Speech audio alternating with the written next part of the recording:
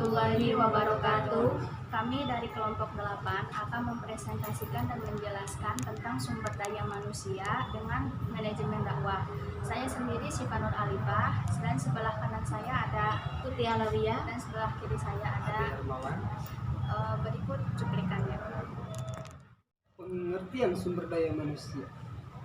Sumber daya manusia adalah individu produktif yang bekerja sebagai penggerak suatu organisasi, baik itu dalam institusi maupun perusahaan, memiliki fungsi sebagai aset sehingga harus dilatih dan dikembangkan kemampuannya.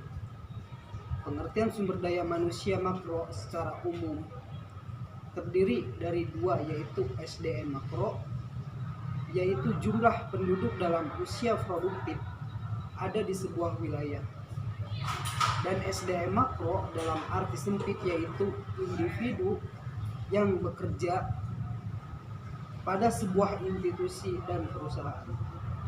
Sumber daya manusia merupakan satu hal yang sangat penting dan harus dimiliki dalam upaya mencapai tujuan organisasi atau perusahaan. Sumber daya manusia merupakan elemen utama dalam organisasi dibandingkan dengan elemen-elemen daya yang lain seperti modal, teknologi, karena manusia itu sendiri yang mengendalikan faktor lain. Sumber daya manusia merupakan salah satu faktor yang sangat penting sehingga harus dikelola dengan baik untuk meningkatkan efektivitas dan efisien organisasi atau perusahaan. Saya akan menjelaskan tentang hubungan sumber daya manusia dengan manajemen dakwah. Jadi di sini tuh ada 3 kesimpulan. Yang pertama itu ada semakin banyak jumlah sumber daya manusia yang berkualitas, maka semakin banyak pula peluang pendai yang berkualitas. Terus, dengan mengetahui keadaan sumber daya manusia yang ada, seorang pendai dapat memahami peran setiap orang dan individu yang ada di masyarakat, sehingga dapat menyesuaikan perencanaan yang baik di dalam pendakwahnya. Jadi, ketika seorang pendai menyampaikan dakwahnya, jadi kita harus tahu dulu apa tema yang akan disampaikan dan harus tahu kondisi sekitar masyarakatnya itu kayak gimana. Terus keadaan, situasi, dan sumber daya manusia amat berperan penting agar bisa tersampainya suatu pesan dakwah yang disampaikan. Jadi ketika seorang pendai mau menyampaikan dakwahnya itu, jadi seorang pendai itu harus tahu dulu keadaan, situasi, dan masyarakat sekitarnya itu, karena dakwah yang akan disampaikannya itu supaya bisa terserap oleh masyarakat. Di sini saya sudah bersama dengan narasumber dari organisasi Rohis yang mana berkaitan dengan sumber daya manusia dan manajemen dakwah. Langsung saja kita wawancara kepada narasumber kami. Langsung aja ya. Selamat pagi. Begini mau wawancara tentang gimana Rohis itu, gitu kan. Yang pertama yaitu sumber daya manusia dari mana? Kalau dari sumber daya manusianya, kami ngambilnya itu dari anak-anak kelas 1 SMA. Terus kalau misalkan udah kelas 1 SMA itu nanti kita pendaftaran dulu. Terus kalau udah nanti kita ada pelantikan juga, barulah penerimaan dari sumber daya manusia untuk awalan. Oh iya. Terus gimana cara penerimaan anggotanya gitu? Untuk cara penerimaan anggotanya itu tergantung dari senior dan juga atasannya. Kalau biasanya sih ada pelantikan tuh kita jalan-jalan gitu, nanti ada pos-pos kayak gitu. Jadi setiap pos itu nanti kita ada kayak materi ataupun kita beri kayak kuis-kuis kayak gitu. Nanti setiap mereka bisa melewati barulah nanti ke pos selanjutnya, biasanya kayak gitu. Terus di akhir posnya itu ada kayak pertanggungjawaban dari setiap pos yang sebelum-sebelumnya itu nanti ditanya lagi di pos terakhiran kayak gitu. Nanti kalau udah biasanya baru mereka diterima atau tidaknya itu baru setelah pelantikan yang melalui pos-pos tersebut biasanya. Yang ikut Rohis itu apakah harus kelas 11, 12, apa kelas 10 juga udah boleh ikut? Yang bisa ikut, mulai ikut itu emang dari kelas 10, karena kan itu eskul ya, ekstrakurikuler. Itu dimulai dari kelas 10, jadi mereka bisa daftar ke Rohis ini mulai dari kelas 10. Terus pembagian organisasinya gimana tuh? Kayak divisi atau apa gitu? divisi, kami nyebutnya di sini departemen. Di departemen ini ada 4 departemen utama, selain dari ketua, terus wakil ketua, terus bendahara sekretaris, itu ada 4 departemen. Yang pertama itu ada departemen skill and training, itu yang tugasnya nanti melatih anak-anak untuk mengembangkan bakat dan juga minatnya. Terus yang kedua ada bagian departemen kaderisasi yang nanti ngurusin anak-anak untuk pelantikan kayak pelantikan awal seperti itu.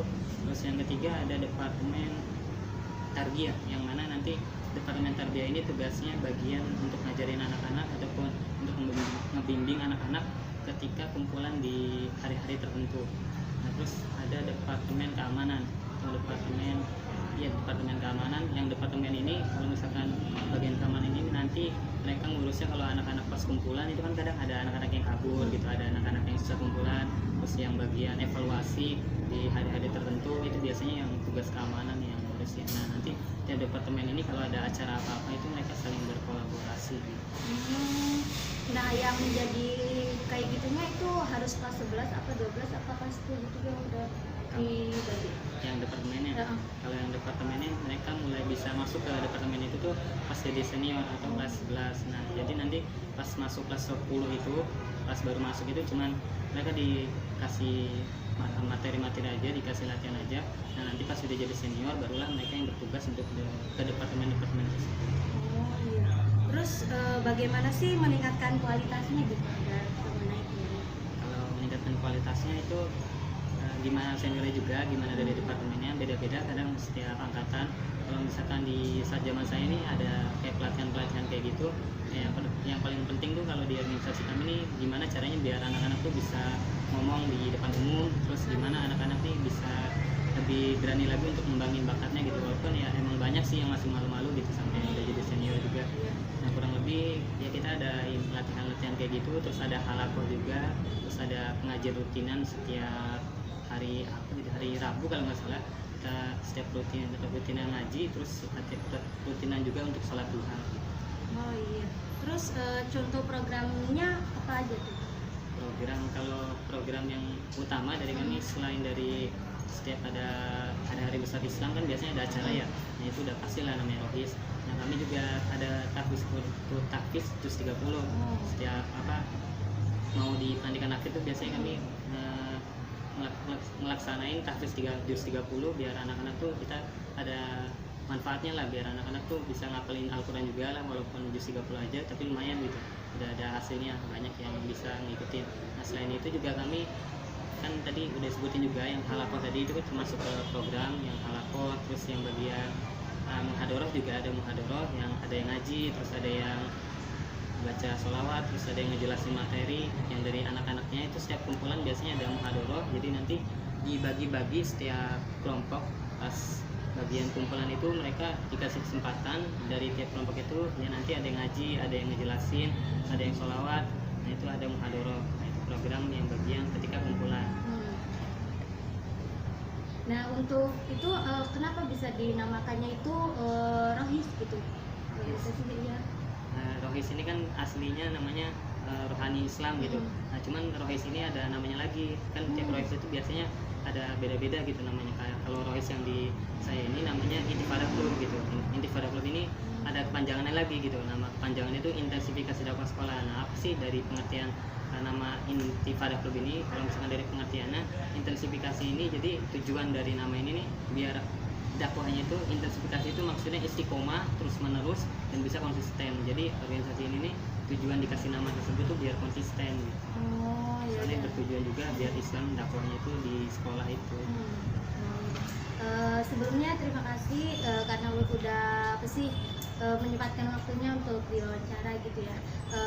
Mungkin cuman itu yang kami wawancarai gitu, kurangnya mohon maaf. Terima kasih semuanya buat narasumber.